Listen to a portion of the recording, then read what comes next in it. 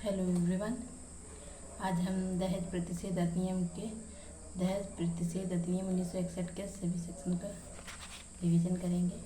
इसमें ज़्यादा सेक्शन नहीं है, केवल 10 सेक्शन है। एक एक्ट आया था 1 जुलाई 1961 को, लागू हुआ था और इसके सेक्शन है। सेक्शन 1 में बताया गया संक्षिप्त नाम, विस्तार और प्रारंभ। सेक्शन 2 में है दहेज की परिभाषा। सेक्शन 3 में है दहेज देने या लेने के लिए शास्ति। सेक्शन 4 में है दहेज मांगने के लिए शास्ति। सेक्शन 4 का विज्ञापन पर पाबंदी। सेक्शन 5 दहेज देने या लेने के लिए करार शून्य होगा। सेक्शन 6 दहेज का पत्नी या उसके वारिसों के फायदे के लिए होना। सेक्शन 7 अपराधों का संज्ञान।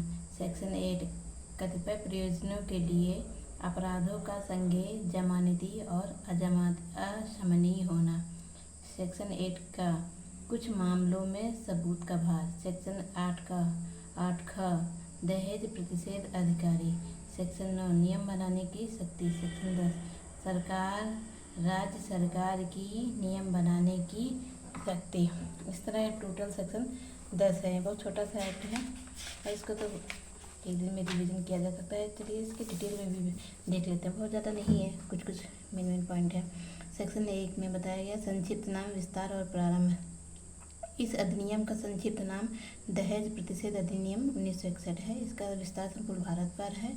यह उस तारीख को प्रवृत्त होगा जिसे केंद्रीय सरकार राजपत्र में अधिसूचना द्वारा नियत करे। सेक्शन 2 में परिभाषा बताया गया है दहेज की। तो इस अधिनियम में बताया गया है दहेज से मतलब क्या होगा। दहेज से मतलब क्या है? दहेज से ऐसी कोई संपत्ति या ऐसी मूल्यवान वस्तु अभिप्रेत है जो विवाह के समय या उसके पूर्व या पश्चात किसी समय विवाह के विवाह के एक पक्षकार द्वारा विवाह के दूसरे पक्षकार को, या पॉइंट में बताया गया है कि विवाह के किसी भी पक्षकार के माता पिता द्वारा या किसी अन्य व्यक्ति द्वारा विवाह के किसी भी पक्षकार को या किसी अन्य व्यक्ति को उक्त पक्षकारों के विवाह के संबंध में या तो प्रत्यक्षतः या अप्रत्यक्ष रूप से दी गई या दी जाने के लिए करार की गई है, किंतु उन व्यक्तियों के संबंध में जिन्हें मुस्लिम सुई विधि यानी शरीयत लागू होती है, मेहर इसके अंतर्गत नहीं आता है। इसके अंतर्गत मेहर नहीं आता है इसके अंतर्गत। स्पष्टीकरण 1 में कुछ नहीं है। स्पष्टीकरण 2 में बताया गया कि मूल्यवान प्रतिभूत पद का वही अर्थ है जो भारतीय दंड संहिता 1860 की धारा 30 में बताया गया है। मूल्यवान प्रतिभूत क्या है वही यहाँ भी है। आगे सेक्शन है सेक्शन 3 दहेज देने या लेने के लिए शास्ति क्या होगी। तो यदि कोई व्यक्ति इस अधिनियम के प्रारंभ के पश्चात दहेज देगा या लेगा अथवा दहेज देने या लेना दुष्प्रेरित करेगा तो वह कारावास जिसकी अवधि 5 वर्ष से कम की नहीं होगी और जुर्माने से जो 15,000 रुपये तक का या ऐसे दहेज की रकम के मूल्य के बराबर इनमें से जो अधिक हो दंडनीय होगा। परंतु न्यायालय पर्याप्त और विशेष कारणों से जो निर्णय में अभिलिखित किए जाए ऐसी अवधि के कारावास का दंडादेश आरोपित कर सकेगा जो 5 वर्ष से कम की हो सकेगी। सेकंड पॉइंट में बताया गया है कि उपधारा 1 की कोई भी बात ऐसी भेंटों को जो वधू को विवाह के समय उस निमित्त कोई मांग किए बिना दी जाती है, यानी प्यार से ऐसे भावनावश दी जाती है, या उनके संबंध में लागू नहीं होगी। परंतु यदि ऐसी भेंटें इस अधिनियम के अधीन बनाए गए नियमों के अनुसार रखी गई सूची में दर्ज की जाए। पॉइंट में कहा गया ऐसी भेंटों को जो वर को विवाह के समय उस निमित्त मांग के बिना दी जाती हैं या उसके संबंध में लागू नहीं होंगी। परंतु यदि ऐसी भेंटें इस अधिनियम के अधीन बनाए गए नियमों के अनुसार रखी गई हैं सूची में दर्ज की जाएंगी। परंतु नेक्स्ट इसमें डिटेल में बताया गया, परंतु यह और कि जहाँ ऐसी भेंटें जो वधू द्वारा या उसकी ओर से या किसी व्यक्ति द्वारा जो वधू का नातेदार है दी जाती है, ऐसी भेंटें रूढ़िगत प्रकृति की हैं और उनका मूल्य ऐसे व्यक्ति की वित्तीय परिस्थिति को ध्यान में रखते हुए उन जिनके द्वारा या जिनकी ओर से ऐसे भेंटें दी गई हैं अधिक नहीं है। आगे बताया गया सेक्शन 4 में कि दहेज मांगने के लिए शास्त्र क्या होगी। अभी ये था दहेज देने या लेने के लिए शास्त्र क्या, अब दहेज मांगने के लिए शास्त्र क्या होगी। तो दहेज मांगने के लिए यदि कोई व्यक्ति यथास्थिति वधू या वर के माता पिता या अन्य नातेदार या संरक्षक से किसी दहेज की प्रत्यक्ष या अप्रत्यक्ष रूप से मांग करेगा तो वह कारावास से जिसकी अवधि 6 माह से कम की नहीं होगी, किंतु जो 2 वर्ष तक की हो सकेगी, यानी कम से कम 6 वर्ष, अधिक से अधिक 2 वर्ष, और जुर्माने से जो 10,000 रुपये तक का हो सकेगा दंडनीय होगा।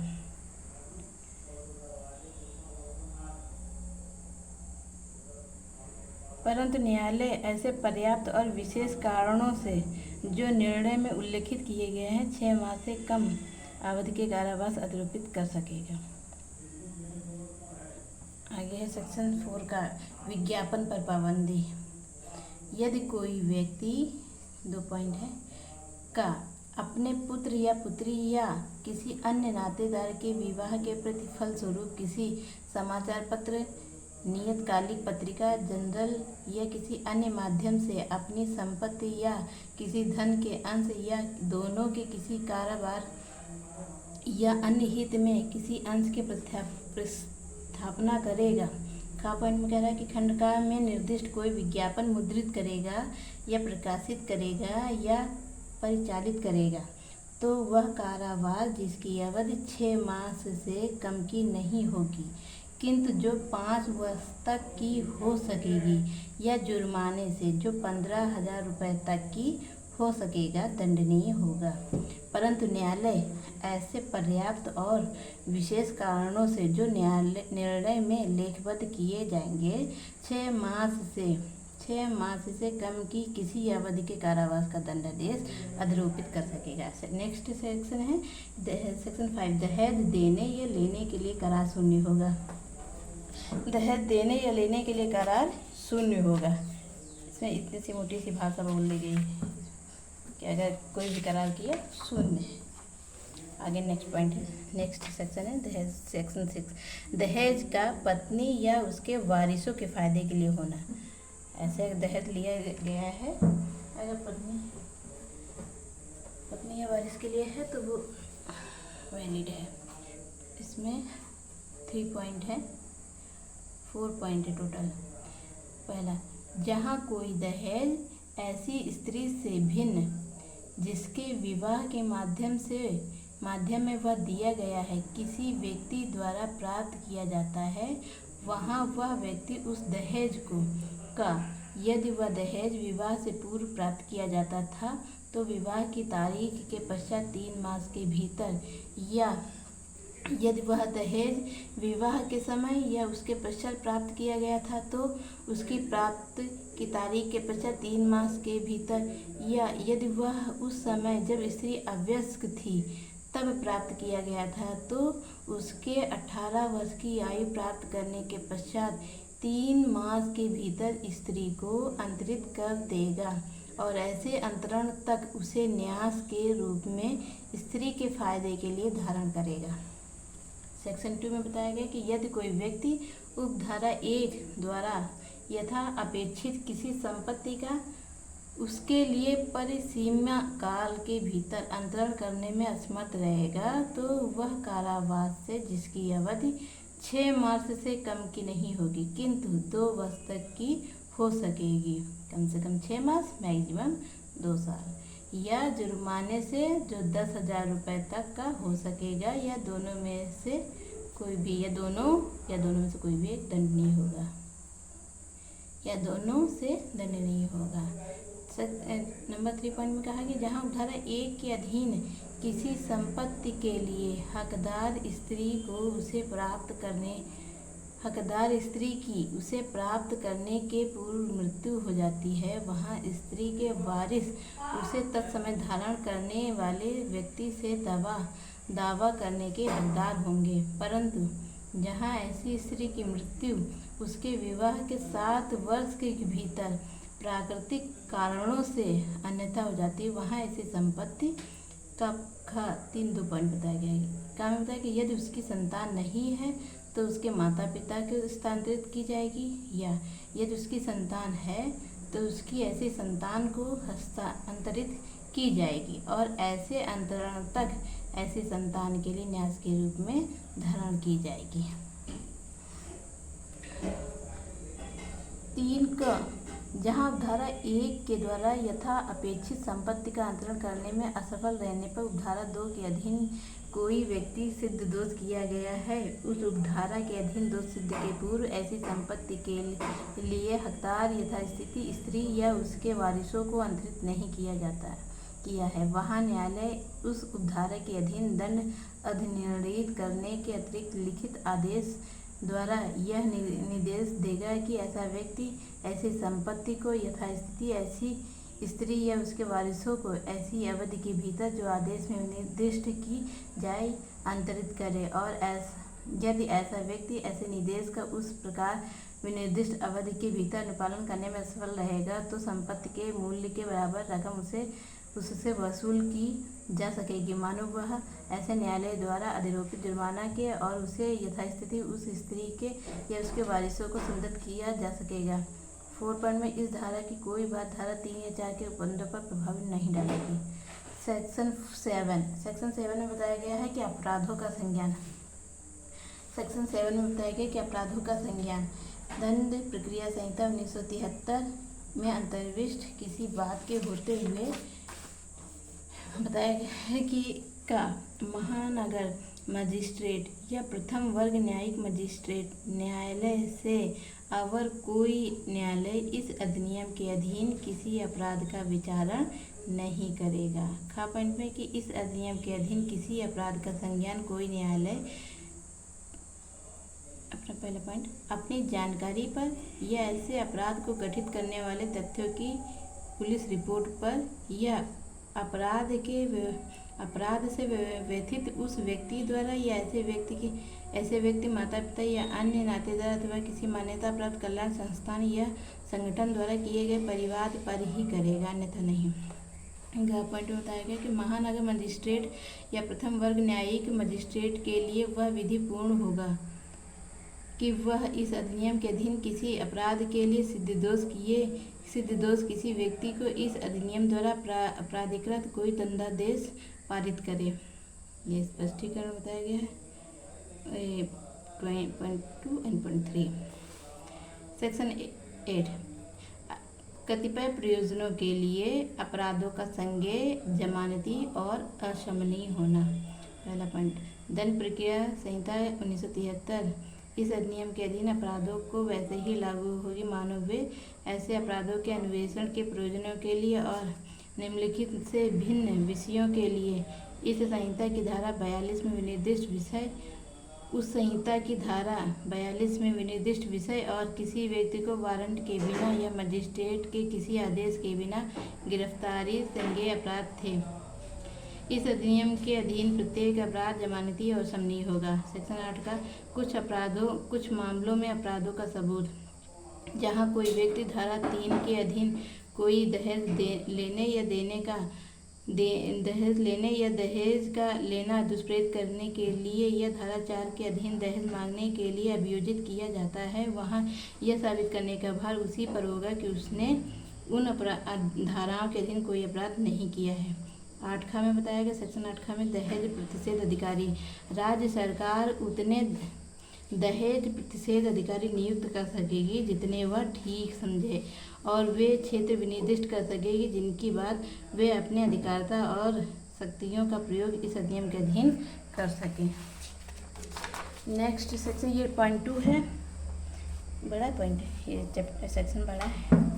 पॉइंट 2 में है कि प्रत्येक दहेज प्रतिषेध अधिकारी निम्नलिखित शक्तियों का प्रयोग अपने कृत्यों के पालन करने में करेगा, अर्थात यह देखना कि इस अधिनियम के उपबंधों का अनुपालन किया जाता है। दहेज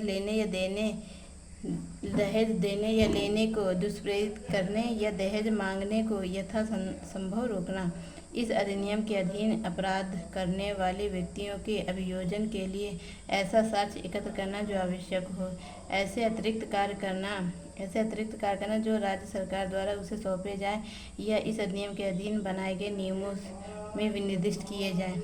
6.3 राज्य सरकार राजपत्र में अधिसूचना द्वारा दहेज प्रतिषेध अधिकारी को किसी पुलिस अधिकारी की ऐसी शक्तियां प्रदत्त कर सकेगी जो अधिसूचना में विनिर्दिष्ट की जाए, और वह ऐसी शक्तियों का प्रयोग ऐसी परिसीमाओं और शर्तों के अधीन रहते हुए करेगा जो इस अधिनियम के अधीन बनाए गए नियमों द्वारा विनिर्दिष्ट की जाए।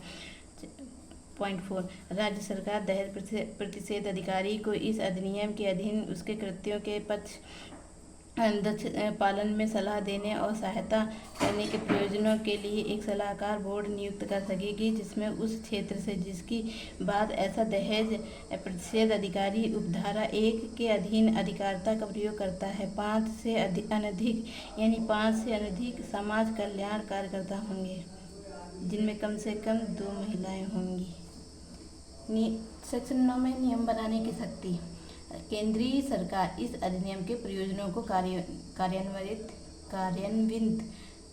करने के लिए नियम राजपत्र में अधिसूचना द्वारा बना सकती है।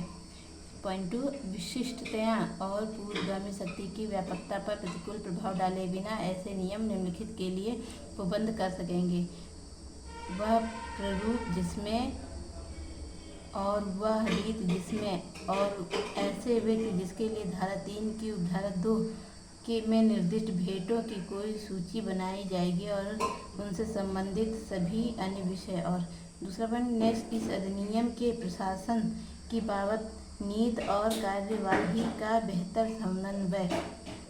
ये पॉइंट 3 है। इस धारा के अधीन बनाया गया प्रत्येक नियम बनाए जाने के पश्चात यथाशीघ्र संसद के प्रत्येक सदन के समक्ष जब वह सत्र में हो 3 मास की अवधि के लिए रखा जाएगा। यह अवधि एक सत्र में अथवा ठीक बाद के 2 सत्रों में पूरी की जा सकेगी। यदि उस सत्र में जिसमें वह इस प्रकार रखा गया है या ठीक बाद के सत्र के अवसान के पूर्व दोनों सदन उस नियम में कोई परिवर्तन करने के लिए सहमत हो जाए तो तत्पश्चात वह ऐसे परिवर्तित रूप में ही प्रभावी होगा। यदि उक्त अवसान के पूर्व दोनों सदन सहमत हो जाएं कि वह नियम नहीं बनाया जाना चाहिए तो तत्पश्चात वह निष्प्रभावी हो जाएगा, किंतु नियम के ऐसे परिवर्तित या निष्प्रभाव होने से उनके अधीन पहले की गई किसी बात की विधिमान्यता पर प्रतिकूल प्रभाव नहीं पड़ेगा। सेक्शन 10 में है राज्य सरकार की नियम बनाने की शक्ति। राज्य सरकार इस अधिनियम के प्रयोजन को कार्यान्वित करने के लिए राजपत्र में अधिसूचना द्वारा नियम बना सकेगी। विशिष्टताएं और पूर्वगामी शक्ति की व्यापकता पर प्रतिकूल प्रभाव डाले बिना ऐसे नियमों में निम्नलिखित सभी या किन्हीं विषयों के लिए उपबंध किया जा सकेगा, अर्थात दहेज प्रतिषेध अधिकारियों द्वारा 8 खा की उपधारा 2 के अधीन पालन किए जाने वाले अतिरिक्त कृत्य, वे परिसीमाएं और शर्तें जिनके अधीन रहते हुए दहेज प्रतिषेध अधिकारी द्वारा 8 खा की उपधारा 3 के अधीन अपने कृत्यों का उपयोग कर सकेंगे। पॉइंट 3 राज्य सरकार द्वारा इस धारा के अधीन बनाए गए प्रत्येक नियम बनाए जाने के पश्चात यथाशीघ्र राज्य विधानमंडल के समक्ष रखा जाएगा। इस तरह से ये एक्ट कंप्लीट हो गया।